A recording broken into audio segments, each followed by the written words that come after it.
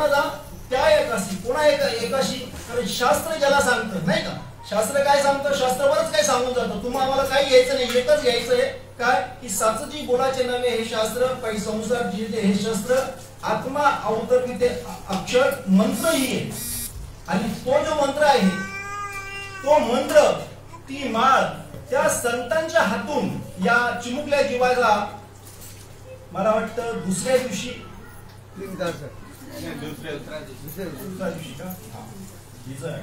दुसऱ्या दिवशी तिच्या गळ्यात ती माळ आली म्हणजे किती भाग्याची बघा ऍक्च्युली तिने देह ठेवला तो दिवस द्वितीया होती आणि रामकृष्ण जयंती होती त्या दिवशी किती सुमंगळ सुदिन तिने साधला बघा फार सुंदर म्हणजे कसं पाहता या जीवासाठी आनंद संप्रदायाचे जे आहेत त्यांच्यासाठी काळ वेळ स्थळ मायने ठेवत नाही म्हणजे महत्व देत नाही तो ज्या स्थितीला गेला ज्या तिथीला गेला ती तिथी धन्य करून जातो कारण ते अनादिकालचं जे ज्ञान आहे त्या ज्ञानाच्या ठिकाणी बाकी सगळं काय पाणीकम म्हणजे तुच्छ आहे एरवी शास्त्र बऱ्याचशा काही गोष्टी तुम्हाला आम्हाला सांगतं परंतु ते भौतिकातून सांगतं ज्यांच्याकडे हे खरं ज्ञान नाहीये त्यांना कशा पद्धतीने जावं लागतं तर शास्त्र सांगतं त्यानुसार जावं आणि हे जे ज्ञान आहे त्याच्या ठिकाणी शास्त्र सांगतं त्या गोष्टी सगळ्याच केल्या पाहिजे असं नाहीये शास्त्रसंमत शास्त्राधार हे कोणासाठी आहे बाकीच्यांसाठी काय जो कोण असतील की ज्यांच्या ठिकाणी हे ज्ञान नाही बाकी सगळं आहे ह्या ज्ञानाची प्राप्ती होते तरी सुद्धा हा जीव तिथपर्यंत जात नाही आणि ह्या जीवाने कमीत कमी वेळामध्ये हे सगळं साधलं 2 दिवस एक दिन आना एक दिन जाना 2 दिन का है लेना देना बंदे हुशार रहना ही हुशार झाली द्वितीयाच्या दिवशी तिने करून घेतलं बीज कलम हा बीजेला बीज म्हणतात हा बीज म्हणजे किती द्वितीय आहे ना म्हणजे दुसरा दिवस तो आणि 2 दिवसामध्ये तिने सगळं उरकलं आहे आणि एवढ्या 2 दिवसामध्ये तुम्हाला आम्हाला काय कळतो काय नाही कळत हिला हुशार म्हणावं लागेल नाही का हिला हुशार म्हणावं लागेल कारण शहाण्याला बोलतो एक बात आणि मूर्खाला सारी रात तुका म्हणे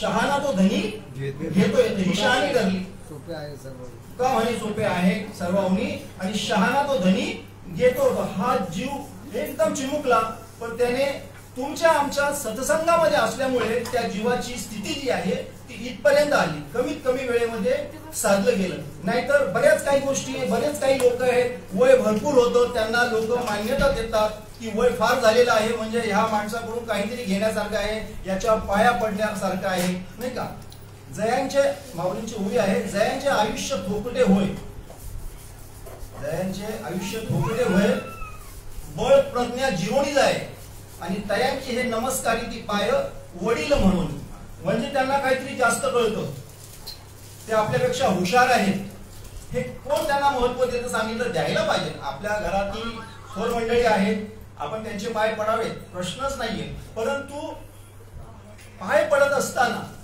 त्या ठिकाणी माऊलींनी त्या ठिकाणी काय केलं खंडन केलेलं आहे की महत्व जे आहे ह्या छोट्या जीवाचा जर अवेअर होत असेल की लहानाचे काय पाय पडाव्या लहान त्या स्थितीला नाहीये जैशी दीपकळिका धाकुटी काय बहु तेजाती प्रगती तैसी सद्बुद्धी हे त्रिकुटी म्हणून नये हिला छोटी म्हणून चालणार नाही हिच्या ठिकाणी असणारं जो तेज आहे साऱ्या दुनियाला आग लावून टाकेल असं आहे का हे जे पेरलेलं ज्ञान आहे इथे जे पेरलेलं जे तेज आहे ते इतकं सोपं नाहीये इतकं सोपं नाहीये भगवान श्रीकृष्ण सांगतात की सूर्य चंद्र आणि अग्नी ज्याला प्रकाशित करू शकत नाही ते तत्वत्व आहे आणि ते तत्व ज्याच्या ठिकाणी बिंबित झालं ज्याच्या ठिकाणी पेरलं गेलं तो काय आहे सांगितलं स्वतः माझं निजधाम आहे सांगितलं माझं निजधाम आहे भाऊंनी मस्त काल परवा ओवी घेतली सुंदर सुरुवात इतकी सुंदर झाली कालचं सुद्धा सुंदर झालं आणि त्याच्यावरच पुढे मी बोलणार आहे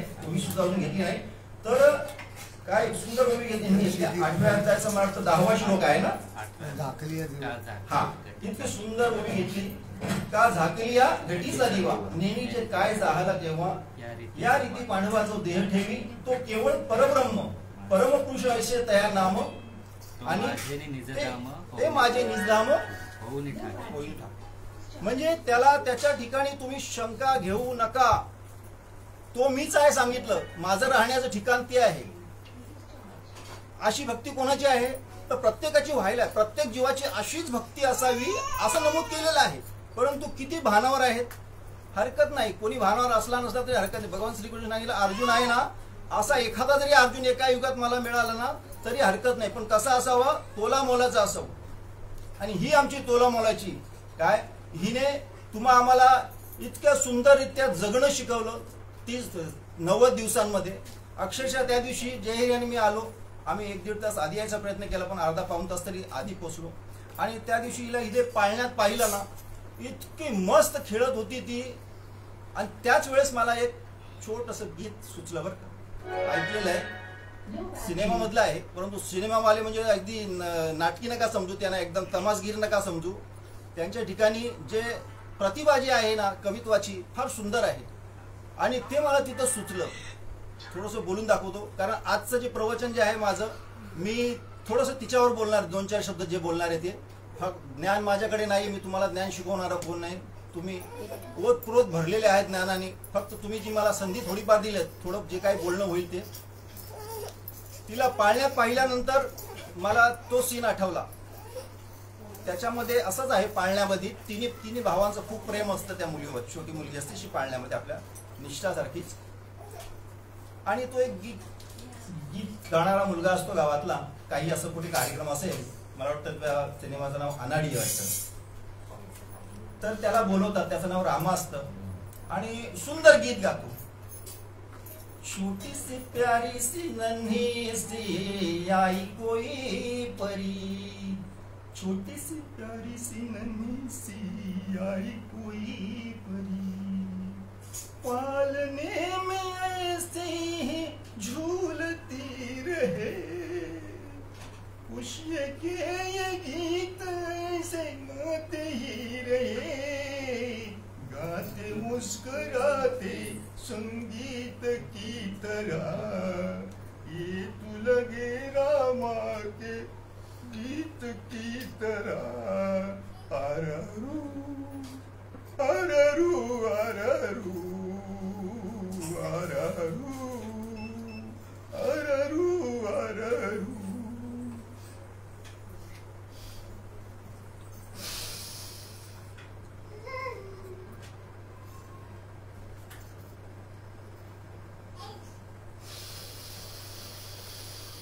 माऊली बोलायला सहज सोपं असतं. भगवान श्रीकृष्णाने काय सांगितलं अर्जुनाला, अमुक्याने तमक्याला काय सांगितलं, ज्याचा पोटचा गोळा जातो ना त्याला माहित असतं. उभी आहे माऊलींची ना तरी सरपे कवत सांडिले, का उबाराने फेडिले वस्त्र जैसे, तरी सांग पा काय मोडले आवेवा माझी. सर्प थोडासा जुनाट झाला की त्याच्या अंगावरची जी कात असते ती जर्जर झालेली असते, ती उतारण्याला लागतं, म्हणजे निघायच्या स्थितीमध्ये असते, परंतु सहज निघत नाही, त्यालाही खूप वेदना होतात. आणि ज्यावेळेस तो त्याच्यातून बाहेर पडतो त्यावेळेस त्याचा नवीन जन्म झालेला असतो, एक नवीन कांती मग त्याला प्रदान होत असते, नव चैतन्य त्याच्या ठिकाणी निर्माण झालेलं असतं. तसं हे आहे, आज ही आपल्यातून निघून गेली म्हणजे काय झालं नेमकं, तर ती देहाने आपल्यातून निघून गेलेली आहे, बाकीचे जसंच्या तसंच आहे, कुठेही गेलेलं नाही. आणि एखादा गरम होतोय, आपल्याला थोडासा उकाडा होतोय, म्हणून एखाद्याने येऊन शर्ट काढला आणि टाकून दिला म्हणजे का त्याचा एखादा अवयव मोडला का, तर नाही सांगितलं. मग तसंच हे काय की तो देह आहे ना, तो देह कसा आहे, ते चैतन्य त्याच्या ठिकाणी असणार, तो जो जीवात्मा आहे तो काय करतो की वस्त्र बदलतो. पण मला म्हणायचं आहे की देवा एवढ्या लवकर वस्त्र बदलून घेऊ नको. अरे वस्त्र बदलणं कशाला म्हणतात, वस्त्र बदलणं कशाला म्हणतात, 100 वर्षांचं आयुष्य दिलेले, निदान 50ची 60 तरी होऊ दे पूर्ण, तेव्हा जुनाट झाला शर्ट मग काढू. एवढ्या लवकर नको वस्त्र फेडून घेऊ, आमचे बदली करू नको. आणि तेही अशा जीवांचे नको. अरे उचलायचं असेल तर तुला असल्या लोकांना विचार, उचल की जे आयुष्यभर काहीच करत नाही, धरणीला भार आहे अशा लोकांचा, अशांना उचल. पण असो, आले देवाजीच्या मनात, येथे कोणाचे चाले ना. आपण भावनेच्या भरामध्ये बरंचसं काही बोलून जातो, तर तसं होता कामा नये. पण तरीही तसं वाटतच असतं, एक राग थोडासा आपल्या मनामध्ये येत असतो. आणि हे असं आहे, त्यांनी हा देह इथे ठेवला म्हणजे काय झालं तर फक्त एक वस्त्र बदललेलं आहे, बाकी आतमध्ये चैतन्य जे आहे ते जसंच्या तसंच आहे. काल सिंधू आईचं प्रवचन झालं, ते पण सुंदर ओवीवर झालं. म्हणजे तिथे काही सांगायला हेच नाही. तुम्ही जी ओवी आत 9 दिवस होणार आहे ना कार्यक्रम. नवदुर्गा आपल्या घरात जन्माला आली, नवदुर्गा आपल्या घरात जन्माला आली. तिने 9 दिवसाचे कार्यक्रम, नवरस, नवविधा भक्तींचा रस तुमच्या आमच्यासाठी तयार करून ठेवला इथे. पहिल्या दिवशी भजन नाही झालं, मला थोडीशी खंत वाटली. दादा म्हणतो, कशाला दादा तुम्ही खंत करता? म्हटलं, दादा मला कळतंय, पण तर म्हणे असं असं. ही पण मला म्हणते की थोडं होतं हो, लहान मुलं आहे ना, तर ते एवढं केलं जात नाही, बाकीचे तुमचे कार्यक्रम होतीलच. तर आपले कार्यक्रम लागलेच. म्हणजे तो जीव इतक्या तत्परतेने तयार होईल, तर तयार होईल म्हणजे काय त्याच्या भाग्यातच होतं. आता तो काय आपल्याला बोलायला नाही आला, पण आपल्या ठिकाणी ते ज्ञान पेरलेलं आहे, ते ज्ञान आपण त्याला आपल्याकडून दिलं गेलं आणि तशा पद्धतीने त्याने त्याचं कार्य सुद्धा उरकलं, नाही का. हा कार्यभाग त्याने उरकला. 3 महिन्यामध्ये साधी गोष्ट नाहीये, त्याच्यात काहीच कळत नाही. ही दिगंबर अवस्था सांगितलेली. 4 वर्षाचा आतील जे मूल आहे त्याला दिगंबर अवस्था म्हणतात. तो इतर कोणाच्याही फंद्यात नसतो, त्याला भौतिकातलं काही जे आहे ते काही कळत नसतं, प्रापंचिक काही कळत नसतो. तो फक्त अध्यात्मात असतो, भगवंत आणि तो बस त्याच्यामध्ये जातं, एकदम शुद्ध बात. आणि तशामध्ये सगळं काही उरकून भगवंताने त्याला नेलं. काय तेव्हा ज्ञानेश्वरी अध्याय 2 आणि 2ऱ्या अध्यायाचा 22वा श्लोक. वासासी जीर्णानी यथा विहाय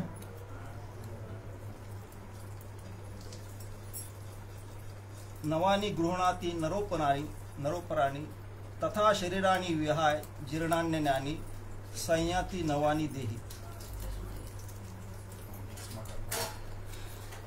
जैसे जीर्ण वस्त्र सांडीजे मग नूतन बेडीजे, तैसे देहांतरा ते स्वीकारीजे चैतन्य ज्ञाती. ही ओवी घेतली. या श्लोकाची एकच ओवी आहे, एकच ओवी काफी आहे, बाकी काहीच नाही करायचं त्याच्यामध्ये. म्हटलं बरं आहे, आपल्याला जास्त वाचता येत नाही, लिहिता येत नाही आणि जास्त बोलता येत नाही. एकच ओवी ती बघितली, म्हटली हीच निवडावी आपल्यासाठी. नाही तर 4-4, 5-5 ओव्या वाचा, त्याची सोडवणूक करा. आपल्याला सोडवणूक पण करता येत नाही. आणि बोलायचं काय तर तेच बोलायचंय, कारण इथे जास्त बोलायचा प्रश्नच येत नाही. बाकी ज्ञान मांडायचं काय, सगळीकडे मांडू शकतो. म्हणजे उत्तम स्थिती कशाला म्हणतात तर ती या मुलीने दाखवून दिलेली आहे. काहीच करायचं नाही, काहीच करायचं नाही. मिळालेलं जे आहे ज्ञान गिळोनी गावागा गोविंद, ते तिच्या मजेमध्ये, ती तिच्या आनंदामध्ये होती. हा अंगार लगे बस्ती में हम हमारी मस्ती में, उधर लंका जले हनुमान बहार. अशा परिस्थितीमध्ये तिने सगळा आपला आनंद भोगला. ती नानांकडे सुद्धा जाऊन आली, नाना नानींचं दर्शन घेतलं. आमच्या सारख्यांना शक्य झालं नाही ते. ती पोरगी एवढीशी, तिला सगळं शक्य झाले. म्हणजे गुरु काय तो तिला कळला नाही का. या देहामध्ये येऊन गुरु काय हा ज्याला कळला नाही तर फुकट येते सगळे. नामाची प्रेरणा झाली. आता यात बऱ्याच गोष्टी आहेत, मला तेवढं नाही बोलायचंय, कारण की तो छोटा जीव आहे, मग त्याला काय कळलं नाही. नामस्मरण त्याला दिलं गेलं ना, संपला विषय. माझा दादांना मागे एक विषय होता की दादा, एखादी व्यक्ती जर बहिरी असेल तर त्याचं काय. दादाने मला चांगला चापटवला तिथे. सुरेंद्र भाऊ म्हणे असे बरेच आहेत. मग त्यांनी मला तो दृष्टांत दिला. आंधळा पाहू लागतो, बहिरा ऐकू लागतो, मुकम करोती वाचालम पंगुलंग येते गिरीम यत कृपातम हम वंदे परमानंद माधवम. मग हे कसं काय म्हटलं, हे तुम्ही सांगता ना मला, थेरी ठीक आहे, प्रॅक्टिकल काय तर म्हणतात काय नाही, त्याच्या कारणात एकदा पेरलं ना की संपला विषय. बरं, संपला विषय. माझं कसं थोडं विश्लेषण पुढे मी खोदकाम करतच असतो, यांची सवय लागली. म्हटलं ते लहान मुले, आपल्या शास्त्रात सांगितले 12 वर्षापर्यंत दिलं जात नाही. 12 वर्ष झाल्यानंतरच हे नाम दिलं जातं. मग बाकीचं काय तर म्हणजे तुम्ही शंका घेऊच नका इथे.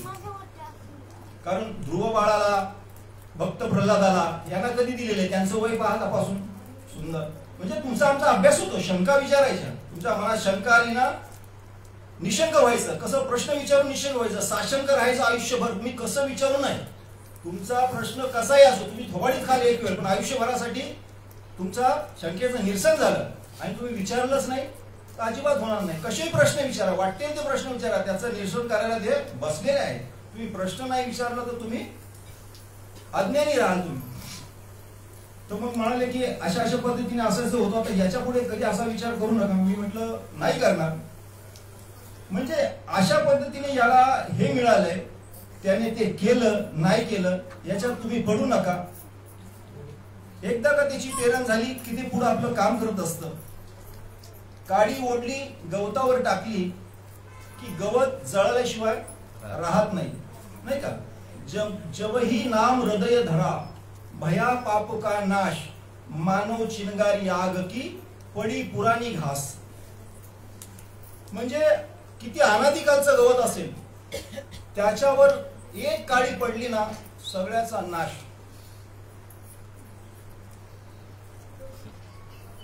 नाश झाल्याशिवाय राहणार नाही.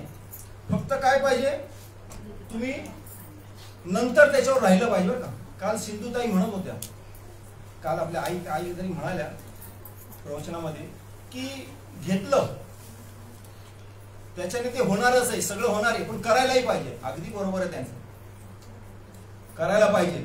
ते झाल्याशिवाय राहणार नाही. तुम्ही शंका घेऊ नका असे आमचे जयहरी नेहमी सांगतात. कारण तिथे सांगितलंय, एकदा तुम्ही घेतलं ना, ज्या क्षणी अनुग्रह झाला त्या क्षणी मोक्ष पावला. बंधन या आत्मा याला बोलूच नाही, बाकीच्या गोष्टी करायच्याच नाही. असं जर असतं तर तुम्हाला भगवान श्रीकृष्णाने या सगळ्या गोष्टींची पूर्तता केली नसती. फक्त एवढंच सांगितलं असतं की बाबा अशाने असं होतं, तशाने तसं होतं, हे खूप पराकष्ट आहे, हे जर नाही केलं तर असं आहे. मग मध्येच तुम्ही गटांगळ्या खाण्याचा विषयच नाही. म्हणजे आपण आता ह्या छोट्याशा जीवाकडे बघूनच आपल्याला हे कळतंय की ह्या छोट्या जीवासाठी जर इतक्या म्हणजे काही सोयी ठेवलेल्या आहेत, तर मोठा माणूस काय काय करू शकतो. पण मोठा माणूस जर त्याने केलं तर तो विषयासक्त झाला, त्याने जर काही केलंच नाही, पण तरी सुद्धा सांगितलंय तो पोचल्याशिवाय राहणार नाही. काल त्याला एक ट्रॅक मिळालेला आहे, आणि तो ट्रॅक धरला की संपला विषय. कारण शास्त्र काय सांगते, पय अहितापासूनही काढीती, हित देऊनी वाढीती, नाही श्रुती परवती. श्रुती काय सांगते की संत काय करतात, तुम्हाला अहितापासून काढतात. नुसतं काढलं म्हणून नाही. तुम्ही वाईट वाटेला जाता, तिथून तुम्हाला वाईट वाटेत जाणं बंद केलं म्हणून तेवढं संपणार नाही, तर चांगल्या वाटेवर आणून ठेवा लागेल. चांगल्या वाटेवर आणून ठेवतात. नाही श्रुती परवती माऊली जगा. शास्त्र म्हणजे काय? शास्त्र म्हणजे फक्त वाचन नाही. शास्त्र प्रचिती, आत्मप्रचिती आणि गुरुप्रचिती या तिन्हीचा मेळ घालून दिल्यानंतर तुम्हाला आम्हाला जे नामस्मरण दिलं जातं, संत तुमच्या आमच्या ठिकाणी काय जी कृपा करतात, त्या कृपेने तुम्हा आम्हाला या सगळ्या गोष्टी साध्य होतात. आणि एकदा साध्य झालेलं ते ज्ञान आहे, ते त्या पद्धतीने जर आपण चिंतन केलं तर पुढे सगळं साध्य होतं. आणि चिंतन जर नसेल तर तुम्हाला तो आनंद नाही मिळत जो सगळ्यांना मिळतो, नाही का.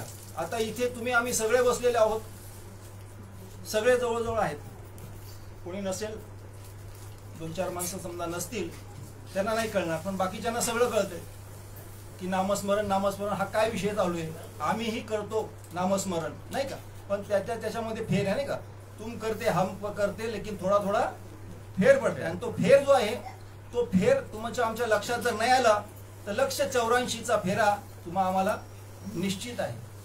आणि त्याच्यातून जर सुटका करायची असेल तर या परमार्थाला तुमची आमची सुरुवात झाली पाहिजे. आतापर्यंत तुमचे आमचे किती गेले असतील वर्ष वाया, त्याच्याकडे नका लक्ष देऊ. का? कारण की आज बरेचशी लोक आहेत, शास्त्राचा अभ्यास करतात, वरच्या लेवलला आहे, परंतु ते या ज्ञानापर्यंत पोहोचलेले नाही. त्याचा अर्थ फक्त एवढाच होतो की लक्ष देत नाही, नाही का. नाना अमृताच्या सागरी पडीजे, मग तोंडा का वज्र मिठी पाडीजे, आणि मनी तरी स्मरीजे थिल्लरोद काते. आनंदाचे डोह आहे, आनंदाचे समुद्र आहे, त्याच्यामध्ये नुसते बुडले नाही, काढले नाही बरं का. डुंबी जे सांगितलंय, बुडी जे सांगितलंय, म्हणजे नाका तोंडात पाणी जाईपर्यंत बुडवलं, इतक्या स्थितीला आणून ठेवलं. पण तरी सुद्धा हे तुमच्यापेक्षा 4 पावलं पुढे, नाही का. तो शेतकरी हुशार चतुर शेतकरी, त्याने देवाला फसवलं. 3दा पीक घेतलं पण देवाला काहीच दिलं नाही, असारच दिला, सार नाही दिला. अरे देव एवढा मूर्ख आहे तुम्हाला वाटला का? तुम्ही मूर्ख आहात म्हणून तुम्हाला वाटतं मी जसं करतो तसं नाहीये. तुला इथपर्यंत आणून ठेवलं तरी तू करत नाही, मग आता त्याला मी काय नाही करू शकतो, मी काहीच नाही करू शकतो. आत आणि बाहेर दोन्हीकडे मीच आहे. तुझ्या नाका तोंडामध्ये पाणी घातलं, पाणी नव्हे ते अमृत आहे, तरी सुद्धा तू तोंड बंद करून घेतलं. आता तू काय करायचं? आणि थिल्लरोद काते, म्हणजे डबक्याचं जे पाणी आहे त्याचं चिंतन करतो, म्हणजे आसाराचं चिंतन करतो. आणि त्या आसारातून तुझी सुटका होणार आहे का? अजिबात कधीच सुटका होणार नाही. आणि करायचं असेल ते तर कर. मग पुन्हा कुठे जाणार आहे? 184 योनी त्याला लटकल्याशिवाय राहणार नाही. एकतर आजची परिस्थिती अशी आहे की पूर्वी होतं सत्ययुगामध्ये तुम्हाला तपश्चर्या करावी लागायची, तेवढं वय असायचं. आता युगांपरत्वे वर्ष सुद्धा कमी झालेली आहे, हजारो लाखो वर्ष असायचं, आता 100वर येऊन ठेपलेलं आहे. आता तुम्हाला काही करावं लागत नाही, फक्त एक नाम घ्यायचं. कलियुगामध्ये एक नाम तारक आहे. नाम कलियुग केवल नाम आधारा, सुमरे सुमिरे उतरही नरपारा. नामस्मरण घ्यायचंय भगवंताचं आणि तुम्ही पार व्हायचंय. पूर्वी ज्या कराव्या लागायच्या साधना त्या आता करायची अजिबात गरज नाहीये. साधनांची सार मंत्र बीज भरी धरी आणि आत्मतत्व धरी तोची एक. एकाच्या कैवडे उजवडे बहुतांचे पुढे. एका दिव्याने अनेक दिवे पेटवता येतात. घ्यायचं नसेल तर तो त्याचं काहीच होणार नाही, कारण इथे पेटावं लागतं. कोणतंही काम करायला पेटून उठावं लागतं, तेव्हा काय होतं. आणि परमार्थ पेटण्याचाच आहे. तुमची जोपर्यंत राख होत नाही, संत चरण रज लागता सहज आणि वासनेचे बीज जळूनच आहे. कोणतीही वासना तुमच्या आमच्या ठिकाणी राहिली तर आम्हाला पुन्हा देह धारण करावा लागतो. या जीवाची स्थिती अशी आहे की भगवंता सोबत हसत खेळतच त्याचं म्हणजे निर्वाण झालेलं आहे. तर त्याच्यामुळे किती आनंदामध्ये, किती म्हणजे एकदम भाग्यवान म्हणावं या लेकराला की तो तिथपर्यंत गेला. आणि आम्ही आयुष्यभर बरचसं काही करतो, कोण कुठे अडकेल सांगता येत नाही, नाही का. म्हणून भाऊंनी फार सुंदर ओवी घेतली की असं ज्याचं आहे, ही शेवटची स्थिती अशी ज्याची आहे त्याला म्हटलेलं आहे हा परमभक्त देवाचा. आणि ती स्थिती कायम टिकवता येते, ती स्थिती कायम टिकवता येते. फक्त थोड्या दिवसांसाठी वगैरे काय नाही, फक्त आम्ही तो चंग, ती आवड तुमच्या ठिकाणी असली पाहिजे. आवड नसेल तर सवड मिळत नाही, आणि सवड नसेल तर पुढच्या गोष्टी होत नाही. आमच्या नारायण दादाचा सतत विषय असतो, सतत विषय, अजिबात त्याच्यापासून बाहेर नाही. जयहरींचा तर विचारूच नका, अगदी चिरफाडे प्रत्येक गोष्टी, कुणाला पटतं कुणाला नाही पटत. पण ही स्थिती कुठे पाहायला मिळते? सगळीकडे नाही पाहायला मिळत. आम्ही बऱ्याच ठिकाणी जातो, ते म्हणतात लिमिटेशन्स पाहिजे कोणत्याही गोष्टीला. परमार्थ म्हणावा किंवा प्रपंच म्हणावा, त्या वेळेस त्या गोष्टी करायच्या. पण ह्यांनी ते नाही केलं. हे सतत कुठेही बघा तोच विषय. मग चुकीचं आहे का? आसनी शयनी सांगितलेलं आहे. तुम्ही आसनावर बसलेला असाल, झोपलेला असाल, तरी काम करत असाल, धंदा करत असला तरी सुद्धा ही गोष्ट जर होत नसेल तर काही उपयोग नाही. 9व्या अध्यायाचा 14वा श्लोक काय सांगतो? सततम कीर्तयन्तो माम यतन्तश्च दृढवता नमस्यन्त्यश्च माम भक्त्या नित्ययुक्ता उपासते. ह्या स्थितीला राहणं हा तुमचा अधिकार आहे. आणि तुम्ही जर राहत नसाल तर ते तुम्ही तुमच्या आनंदापासून पारखं होता. आणि हे पारखं होण्याचं कारण काय, तर तुम्ही प्रापंचिक जो थोडाफार तुम्हाला होणारा त्रास आहे त्या त्रासाला तुम्ही कंटाळता, तुम्ही घाबरता. त्याला घाबरायची अजिबात गरज नाहीये, कारण देव तुमच्या आजूबाजूलाच आहे, तो तुम्हाला सगळं देतो. संतना गाठी बांधई उदर समात आले, आगे पीछे गोविंद खडे, जब मांगू तब दे. पण तेवढा विश्वास पाहिजे, तेवढा विश्वास पाहिजे. सांगा मी काय करू, भक्ती करू का पोट भरू, अशी जी तुमची अवस्था असेल, ते म्हणजे तुमचं आमचं दुःख नाही मांडले त्यांनी. त्यांनी सांगितलं हे जे मी तुम्हाला बोलून दाखवतो ना, सांगा मी काय करू, भक्ती करू का पोट भरू, हे बोलू नका. भक्तांनी ह्या वार्ता करायच्याच नाही. सांगा मी भक्ती करू, तुला भक्ती करायसाठी इथे आलेला आहेस तू, बाकी पोट भरायसाठी नाही आलेला आहे. 184 येऊन तू पोटच भरत आलेला आहे. तुला तुझं पोट भरलेलं नाही, ते कधी भरणार नाही. इथं तुझं पोट भरणं म्हणजे हरिनाम. हा, तुका म्हणे आम्हा घरी शब्दाचीच रत्ने, शब्दची यत्न करू. शब्दालाच महत्व आहे ना. आता शब्द सांगितले ना, ते शब्दच काम करतात. तेच तुमचं जीवन आहे, तेच तुमचं जेवण आहे, बाकी काय नाही. तुकाराम महाराजांनी सांगितलं,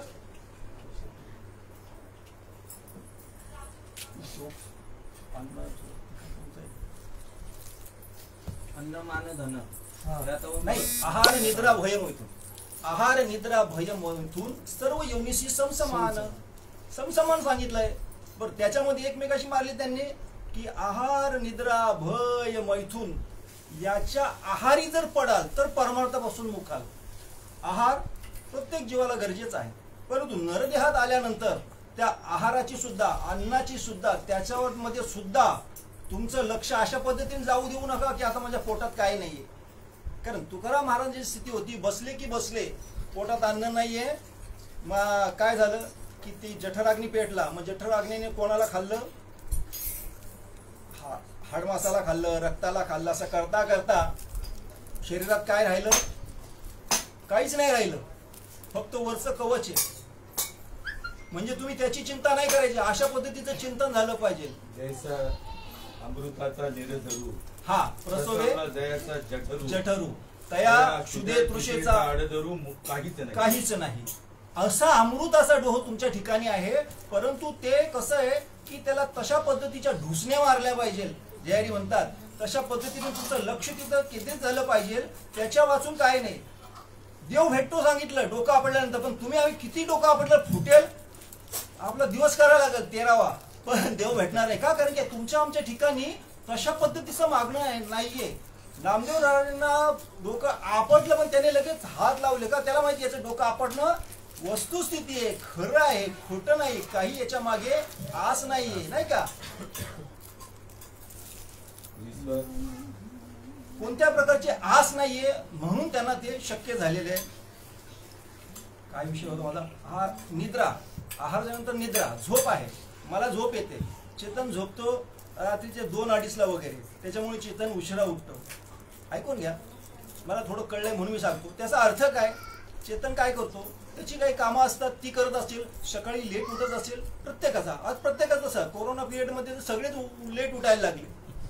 म्हणजे मग तसं करून मला चालेल का, अजून कुणाला चालेल का, नाही चालणार. त्याला त्या पद्धतीने उठून कामावर जावं लागेल. त्याची स्थिती होते, त्याला काय सगळं जमून जातं म्हणून तो उठतो. बाकीच्यांना जमेल का, कुणाला नाही जमणार. मग एवढं जर सगळं आहे, मला दिवसभरात काहीच करायला मिळत नाही, मग मी आता सकाळी कामावर जातो, रात्री येतो, जेवतो ना झोपतो. बरं, चिंतनाला बसेन म्हणतो, तर बसेपर्यंत मला झोप येतं. नाही नाही नाही नाही, चिंक जांभई खोकला, अवघा वेळ वाया गेला. तुकाराम महाराज म्हणतात, शेंडी बांध तू वरती गाठ माझ्यासारखी, आणि डुलकी यायला लागली की तुला समजत, झटका लागला की तू सावध होशील. अशा पद्धतीचं तुझं झालं पाहिजे म्हणे. बरं, त्यात तुला निद्रा सुद्धा तुझी होईल सांगितलं. होणार नाही असं नाही, तुझी निद्रा सुद्धा परिपूर्ण होईल त्या चिंतनातून. ते चिंतन होईल, तुला कळणारच नाही चिंतन आहे की निद्रा आहे की काय. आणि भय राहणारच नाही. जिथे तिथे भगवंत म्हटल्यानंतर भय राहणारच नाही.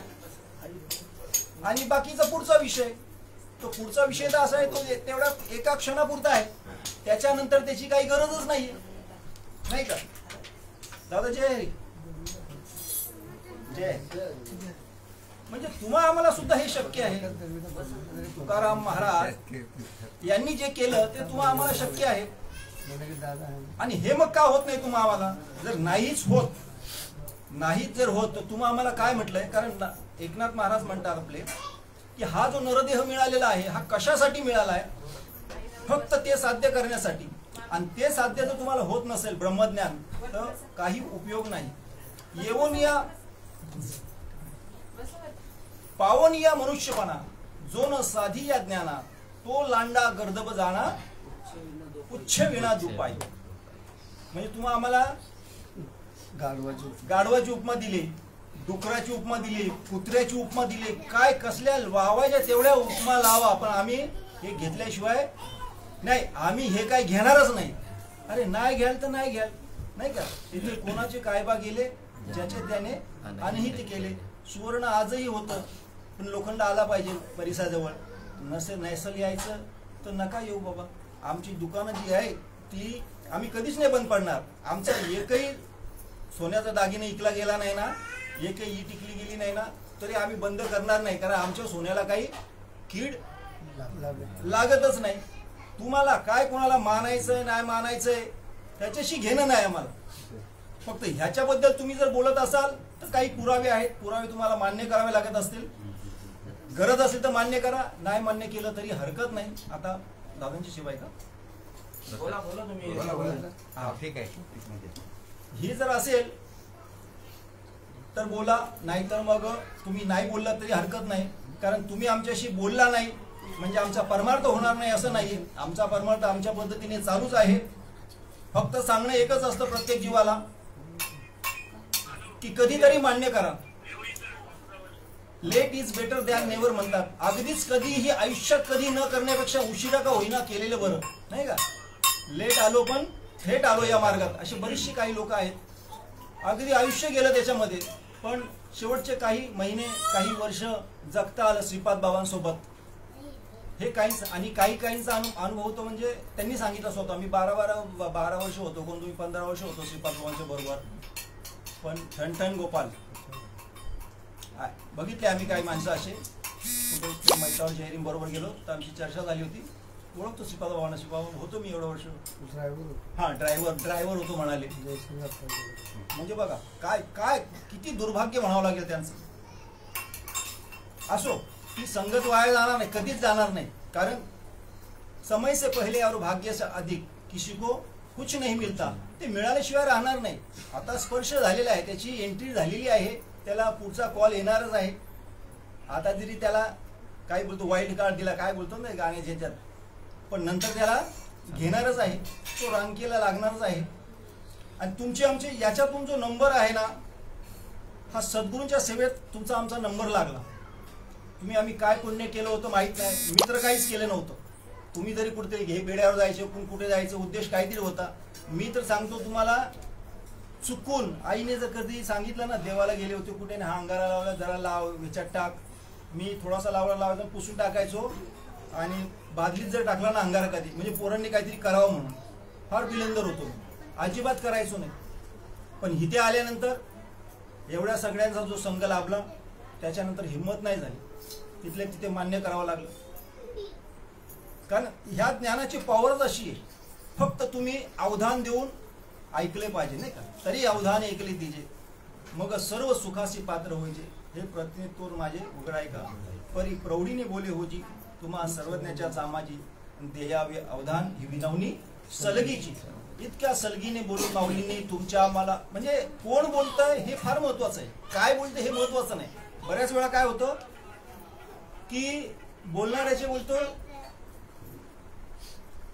खडे पण खपतात, बोलणाऱ्याचे खडे पण खपतात आणि न बोलणाऱ्याचे हिरा मोती सुद्धा खपत नाही. का?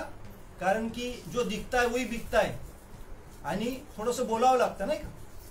कोण बोलतंय हे फार महत्वाचं आहे. आणि आमचे माऊली तर ते ज्ञान पाचतायत तुम्हाला की खरोखर त्याची गरज आहे या जीवाला.